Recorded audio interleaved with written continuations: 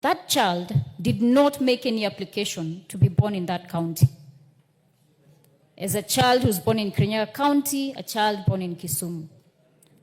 We know very well that we have the Equalization Fund, 12 years plus of devolution, because water is now primarily a devolved function.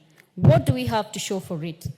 As members of parliament, we must ensure that even as we push for more funding for counties and equal distribution of resources, that the same is applied, because this money is a taxpayer's money.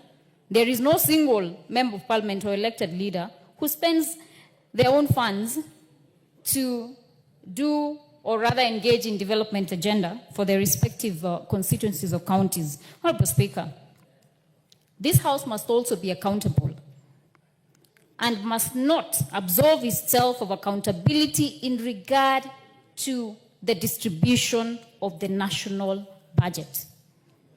We were treated to a very melodramatic presentation yesterday where accusations were leveled against the budget committee and the leadership of the budget committee.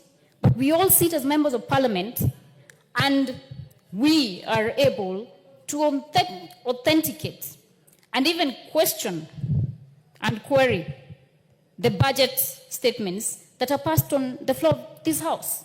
So when I see members trying to bedevil each other individually because of perhaps political inclinations, political realignments will come and go. Perhaps maybe Honorable Kenan and I will be on the same side in the next government. So it is very important for us to quit from bedeviling the now, I don't know whether to say former, chair of budget, Honorable Ndindi Nyoro. And he has not been chair budget forever. He was chair budget for, I think, 2.5 years. He was a member of parliament for Kiharu prior to that.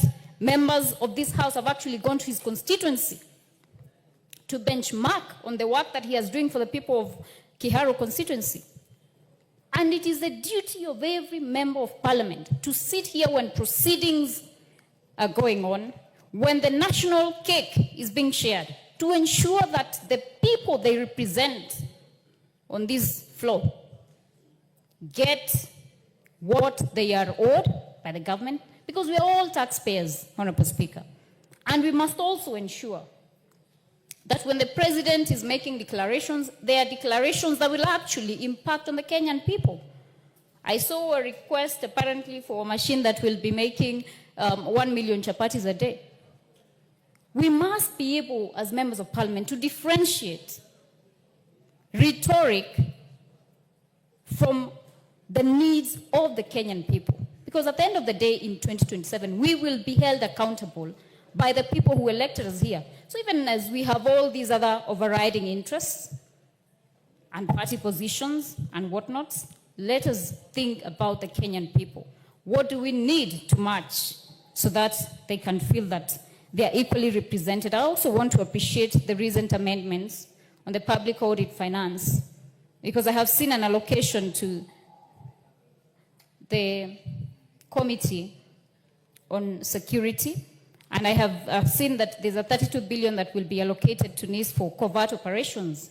All these monies must be accounted for, and they must be channel fit the Mama Mboga in Turkana, Mama Mboga in Kirinyaga, Kisumu, and all other areas and corners of this great nation. Thank you, Honorable Speaker.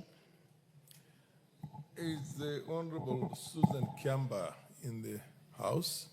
Susan? The Honorable Rachel Nyamai? No? Then I'll go for Madame Barto, followed by Honorable Kenan. Thank you, Mr. Speaker, for giving me the opportunity to also have my voice in the budget policy statement. And I want to congratulate the Liaison Committee for putting their heads together and coming up with a document which is going to serve the people of Kenya. Mr. Speaker, this policy statement covers all the institutions who submitted their statements and culminated to the compilation by the liaison committee. And Mr. Speaker, I hope that in this policy statement, which the end result will be the budget estimates for the 2025-2026 financial year, is going to transform society.